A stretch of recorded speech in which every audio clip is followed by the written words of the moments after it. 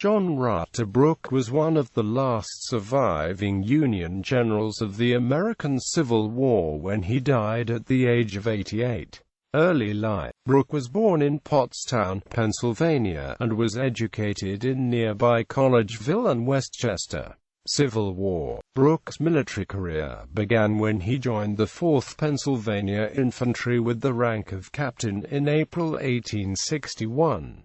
In August, he became colonel of the newly raised 53rd Pennsylvania Infantry and served in the 1862 Peninsula Campaign. He temporarily commanded a brigade during the Battle of Antietam in September of that year. In May 1863, he was given permanent command of a brigade of the 1st Division of the 2nd Corps, which he led in the Battle of Chancellorsville and during the Gettysburg Campaign. On the second day of the Battle of Gettysburg, July 2, 1863, Brooke found himself in the thick of the action when Confederate Lieutenant General James Longstreet launched his assault against the Union lines south of Gettysburg, rushed into action as reinforcements by Marge. Gen. Winfield Hancock. Colonel Brooke launched a limited counterattack against oncoming Confederate forces with his brigade in the wheat field. Although he was knocked out of action with a severe wound, his men temporarily stopped the Confederates and stabilized the Union line long enough to prevent a breakthrough. After recovery, Brooke subsequently also fought in the Overland Campaign, including the Battle of Spotsylvania Courthouse and other battles. He was promoted to Brigadier General of Volunteers on May 12, 1864.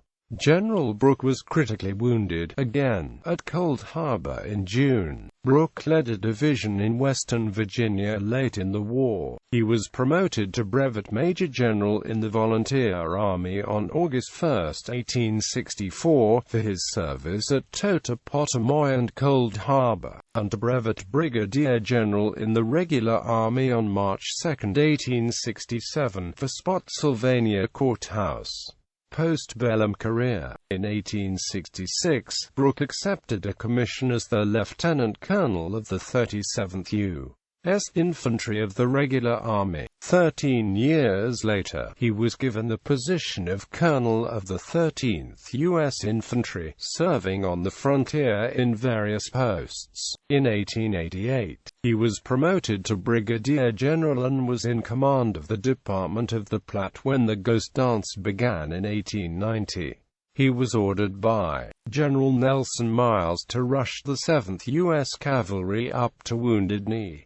He left this command in 1895. In 1897, he was promoted to Major General in the Regular Army and assigned to command the 1st Corps during the Spanish-American War. In Puerto Rico, he landed in Arroyo with General Haines, and reached Guayama by the time the armistice was signed. When General Miles left the island in October 1898 to return to the United States, Brooke became military governor and head of the Army of Occupation in the U.S. military government. On December 6, Brooke was replaced by General Guy Vernon Henry, and by December 13 was named to the same position in Cuba. General Brooke was a member of the Military Order of the Loyal Legion of the United States and served as its national commander-in-chief from 1905 to 1907. He was also a member of the Minnesota Society of Colonial Wars and the Military Order of Foreign Wars.